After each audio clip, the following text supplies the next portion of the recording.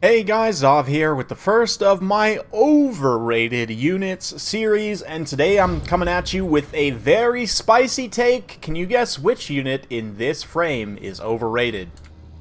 If you guess the Shaggoth, you are correct, and it's not that I think that Shaggoths are bad, quite the contrary. They are very, very strong, super strong unit. But I don't think they're as strong as most people think they are. They're pretty expensive for what you get. They don't really have a lot of direct synergy. Their weapon strength is below 500, even with the anti-large bonus factored in. They do have a good charge bonus, good melee attack and defense, decent armor, great speed and leadership, just all-around good stats. Weapon strength leaves a little to be desired, though, and there's nothing like breath attacks or flying or, anything like that to really make it stand out. I don't even know that I would put Shaggoth. Definitely wouldn't be in my top 5 monsters. It might not even be in my top 10 monsters, honestly. If it is, it would be somewhere around, like, number 10, honestly. But here we've got one against Bretonnia. Obviously, anti-large armor piercing, very pertinent here. We've also got Archaon the Ever-Chosen, 2 exalted heroes, Mirror Guard, and Aspiring Champions, and kind of an infantry box here. Soul of Damnation, Gorby's Chariot with the Demon Spear in the back, and 3 Marauders. And I hear you say right off the bat, if you lose this battle and blame it on the Shaggoth, I mean, this build is just terrible, so how could you blame it on the Shaggoth? And I totally 100% agree with you. This build is really bad, which is why I wanted to try it. But we'll see. We've got Lewin, a whole bunch of archers, some peasants, Gotrek, including veteran men-at-arms, which I'm a huge fan of that pick. Beast Slayers of Baston, a bunch of questing knights that have been getting pounded by that hell cannons as much as I am able to, but Gorby's Chariot going to come for a disruption charge right in the center, hits these peasants and then pulls away from Gotrek and Albric, but I've made a pretty critical mistake in that I haven't played forward from this artillery at all, and all of this mass peasant fire means this Soul of Damnation is going to immediately just get bathed in peasant archer arrows.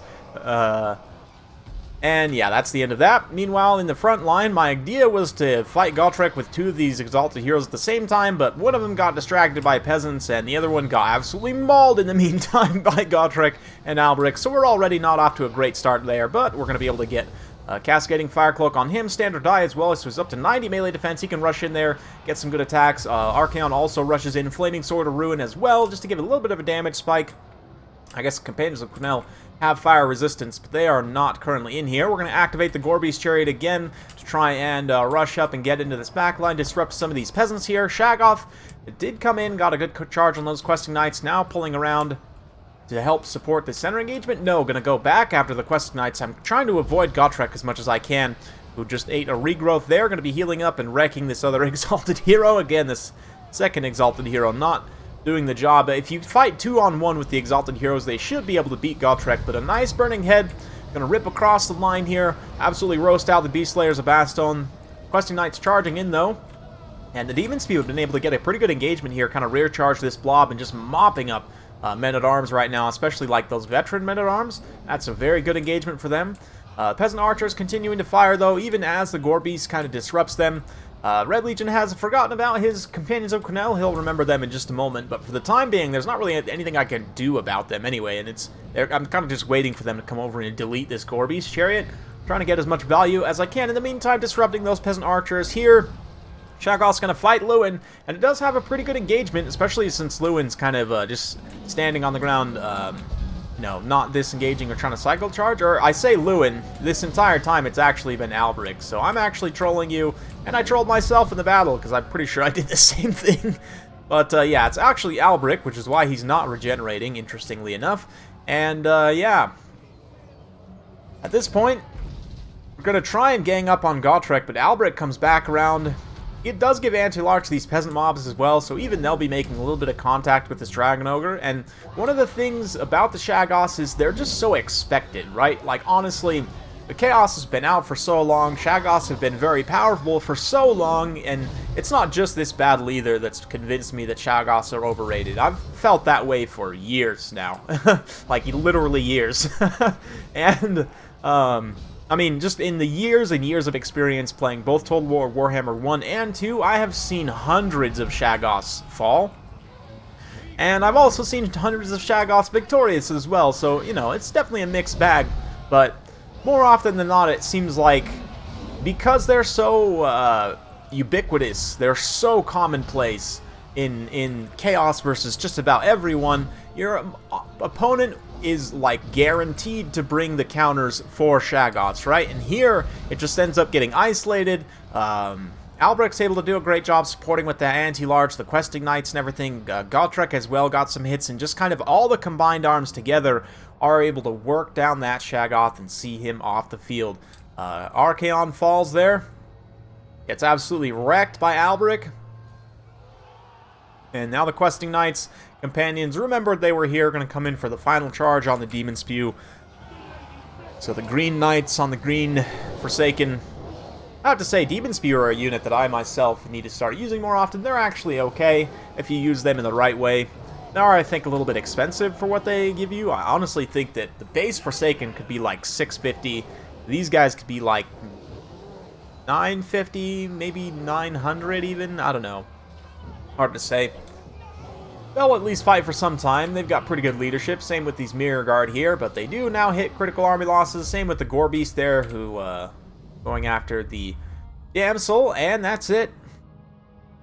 So ended up actually being a little bit closer than I anticipated. After that Hell Cannon went down, I was like, oh, this is over. But actually, pretty good kills on the Marauders, all things considered, matching up against the Peasants and even those veteran men-at-arms. 143 kills for the Demon Spew, 75 for the Mirror Guard, 19 for the Aspiring Champions, which isn't a lot, but they were there in the late game. Like, there were still a handful of models there fighting in the late game. I just didn't use them. My idea was kind of to use them with the Exalted Heroes, you know, in case of Gotrek, or to just provide like a very tanky kind of demi hero core. I ended up not really using them super well, but even still, the Shaggoth got 2 XP chevrons. It was able to do a ton of damage to Albrecht, to the Knights, to Gotrek and other things, but just wasn't quite enough at the end of the day. So, just sort of for a quick comparison to some other monsters, I wanted to go ahead and just talk about like what I would really rank and why I would maybe say that the Shaggoth's overrated. Like, on the list of monsters that and this is in no particular order, I actually haven't, I'm working on a list right now, but I haven't finished it for my top 5 monsters.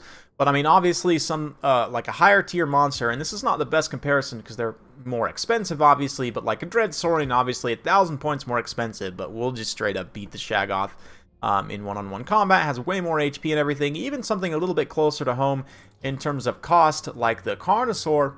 A Carnosaur has very comparable stats. If we even look at the Feral Carnosaur, it's a little bit worse in every aspect. It is, you know, 400 points less expensive, right? But it is slightly worse in terms of attack and defense, slightly more weapon strength. Charge bonus is comparable, especially when you consider that the Carnosaur has Frenzy, so that melee attack differential actually not quite as impactful. Less leadership, definitely. More armor, though, up 95 armor, less HP. But again, that minus 400 points, and more importantly, bigger than any of the things that I've just talked about. The stats are, you know, there's a little bit of differences here and there. They're very comparable, honestly.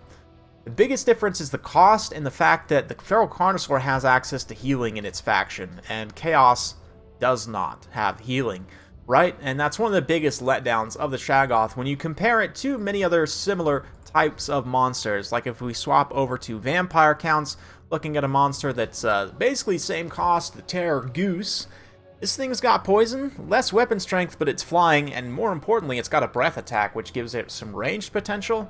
It has maybe not quite as good a stats, but again, pretty similar, and the fact that it's flying means it can very much dictate its engagements. Oh, and of course it has regeneration, and it's on the faction with infinite healing, basically, right? So, essentially you tack on the entire healing cap on top of this health pool, and you realize that it actually has way more effective HP than the Shaggoth, right? And I could keep going through comparisons like this of different various monsters, even non-healing monsters, like if we have a look at the Cygor, for example.